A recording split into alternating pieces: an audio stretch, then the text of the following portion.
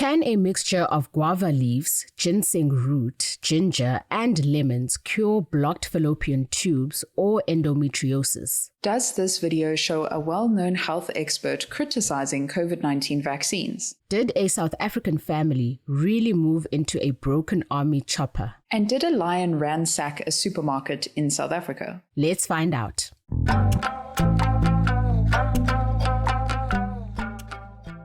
Welcome to this episode of What's Crap on WhatsApp, the voice note show that investigates the crap shared in your WhatsApp groups. I'm Andisiwe May from podcasting company Volume. And I'm Taryn Curry from Africa Check, the continent's leading fact-checking organization. Let's get to it. So, Andisiwe, we're back to usual programming today, and I have a few interesting claims lined up for us. First up is a post claiming you can cure blocked fallopian tubes and endometriosis with a simple mixture of guava leaves, ginseng root, ginger, and lemons. Ah, yes, the good old online miracle health cure strikes again. It looks like the post lists a few symptoms of blocked fallopian tubes and a recipe for this remedy. Yes, basically to cut up all the ingredients and boil them and drink this twice a day. It claims this will gradually improve things. It looks like the post then asks people to contact a random phone number. Seems sketchy. Yeah, we'll get to that. But let's start with what we know about blocked fallopian tubes. Fallopian tubes link the ovaries and uterus, and they're important for successful pregnancy.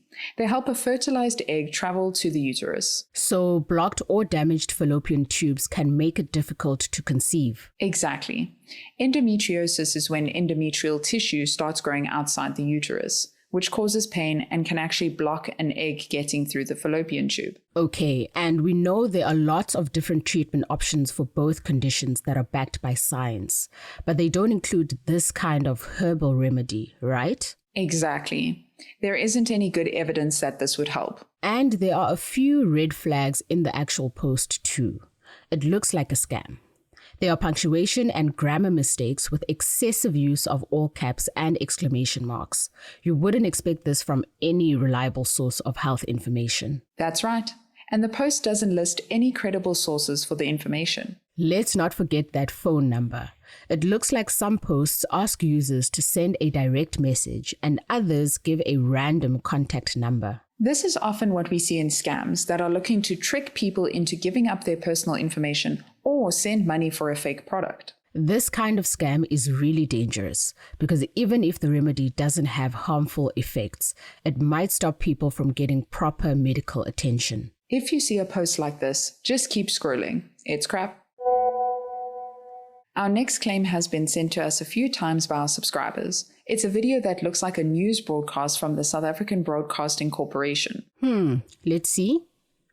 The video shows Prof. Salim Abdul Karim, who's a well-known health expert and director of the Center for the AIDS Program of Research in South Africa, or CAPRISA, and he's apparently being interviewed in this video by an SABC News anchor. In the video, a quote pops up saying, "Everyone who received the COVID-19 vaccine is literally a walking corpse."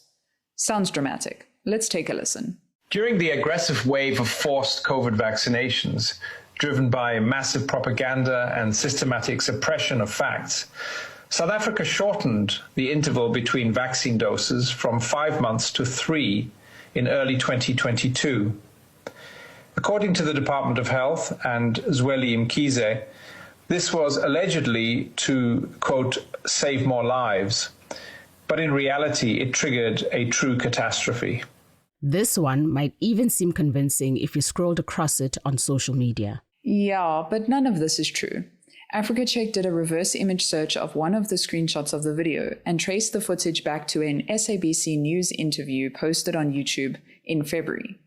It was a real interview with Karim and the news anchor, but the topic had nothing to do with COVID vaccines. Right. They talked about the future of South African NGOs relying on US funding.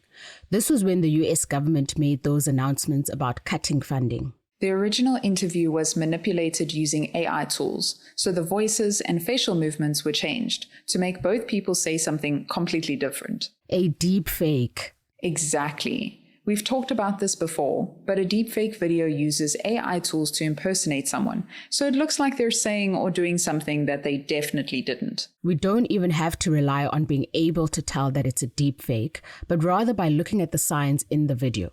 Caprisa released a public statement in response to this video, which said explicitly that Karim never made these claims and confirmed that COVID-19 vaccines are safe. The claim is crap, but it's not always this obvious. If you're unsure whether a video is real or fake, we can help verify it.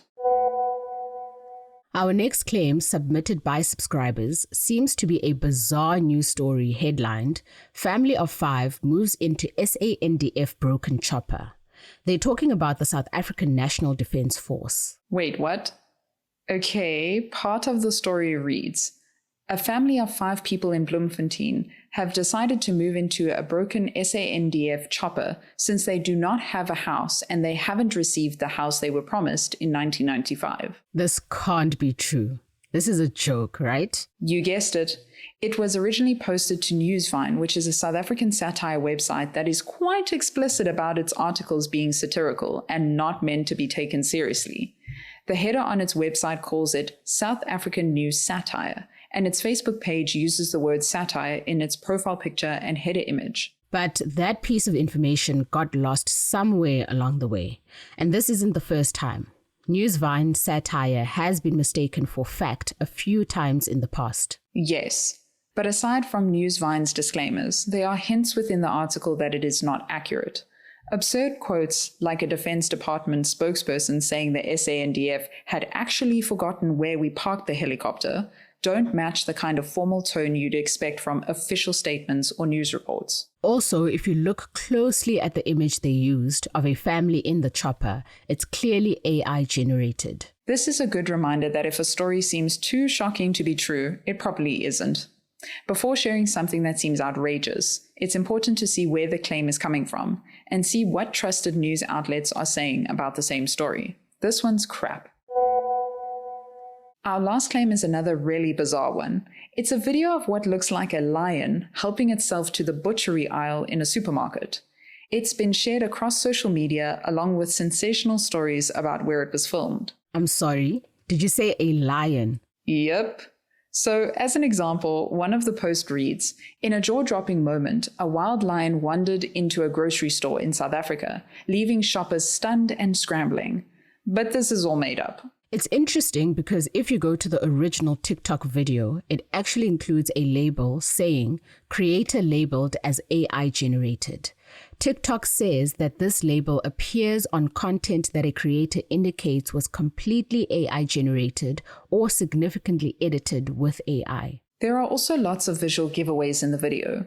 Like in some parts, pieces of meat start moving without being touched or change shape and appear or disappear out of nowhere. So this is another situation where the original account that posted the video is not trying to make it seem like a real story. It is clearly labeled as AI, but many accounts have reposted the video without that disclaimer. And some versions even tried to hide some of the more obvious visual clues. So this one's also crap. Remember to investigate the original source of a post and compare information to trusted sources. That's all the time we have for today. Now you know what's crap and what's not. Your friends and family can sign up for our show over WhatsApp. The number is 082-709-3527. Make sure to save us as a contact in your phone and send us a message. You can find the show wherever you get your podcasts, from Apple to Spotify. If you listen there, you'll find show notes and a link to the fact checks. Remember that you can send us a WhatsApp message, a picture, video, link, or voice note that you need fact checked. Just forward them to us on WhatsApp. Our theme song is composed by John Bartman. I'm Andisuame. And I'm Taryn Curry. Bye for now.